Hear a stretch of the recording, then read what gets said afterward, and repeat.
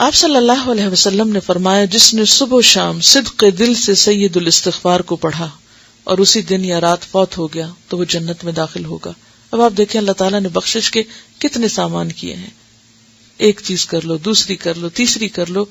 یعنی یہی اس کی رحمت ہے کہ اس نے چھوڑا نہیں بھٹکنے کے لیے، یا اللہ بندوں پہ ظلم نہیں کرتا. لیکن اگر بندے خود ہی غفلت کے شکار رہیں اور کسی بھی چیز سے فائدہ نہ اٹھائیں تو پھر جبر نہیں کرتا اللہ تعالیٰ. سید الاستغفار یہ ہے: اللہم انت ربی لا الہ الا انت خلقتنی وانا عبدک وانا علی عہدک ووعدک ما استطعت اعوذ بک من شر ما صنعت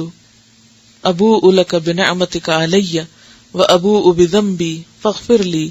فانہ لا یغفر الذنوب الا انت. اللہم انت ربی لا الہ الا انت،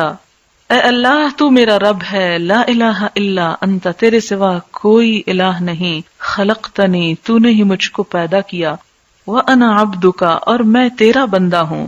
وانا علی عہدک اور میں تیرے عہد پر قائم ہوں، ووعدک اور تیرے وعدے پر، یعنی تجھ سے میں نے جو تیری اطاعت اور بندگی کا وعدہ کیا اس پر میں قائم ہوں، مستطعت کتنا جتنی مجھ میں ہمت ہے،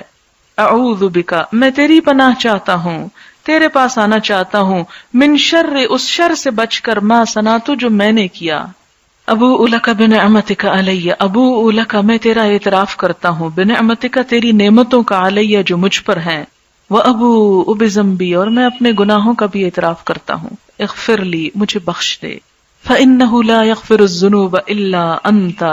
کیونکہ تیرے سوا گناہوں کو کوئی بخش نہیں سکتا. قال ومن قالها من النہار آپ صلی اللہ علیہ وسلم نے فرمایا کہ جو شخص دن میں یہ بات کہے گا، موقنا بہا اس پر یقین کرتے، یعنی پورے شعور کے ساتھ یہ کلمات دہرائے گا، فماتا پھر وہ مر جائے، من یوم ہی اس دن میں، قبل ان یمسی اس سے پہلے کہ شام ہو، فہو من اہل الجنہ وہ شخص جنت والوں میں شامل ہو جائے گا. ومن قالها من اللیل اور جو شخص رات کو اس کو پڑھے گا، وہو موقن بہا اور وہ اس پر یقین بھی رکھتا ہو. کس بات پر یقین؟ فَإِنَّهُ لَا يَغْفِرُ الذُّنُوبَ إِلَّا أَنْتَ